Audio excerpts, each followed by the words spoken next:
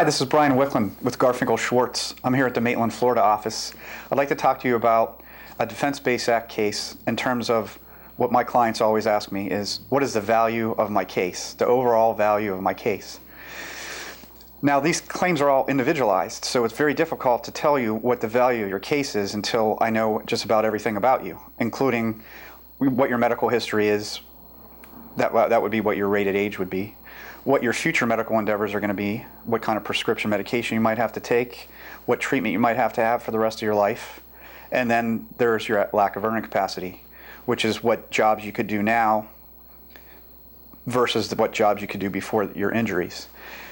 Now, in this area of law, which is very different than other areas of law, this is complicated because I have a lot of clients that get involved in group type situations, whether that be bombings, accidents out on the range, Humvees blowing up, things like that.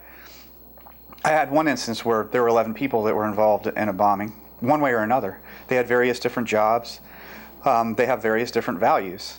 Even though if they, let's just for example say that they all have PTSD right now. Well, there are different levels of PTSD.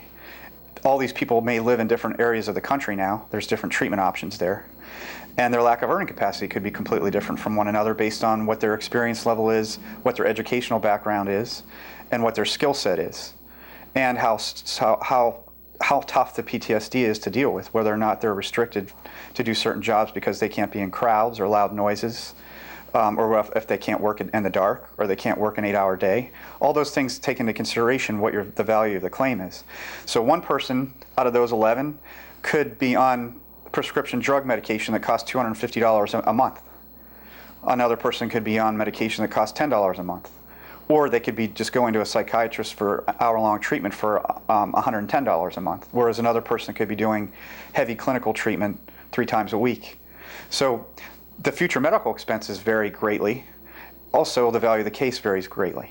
So the best way I can explain what the value of the case is it's completely individualized, and it takes a person that knows how to do this law, that's experienced in this law, preferably a person like me that only does this law for a living, to properly value your case. The worst thing you want in life is to have the insurance company value your case for you, and you just accept what they say, because their job is to minimize just about everything I just talked about. So with that in mind, please touch base with us anytime you want. We're always here, whether that's through email or telephone.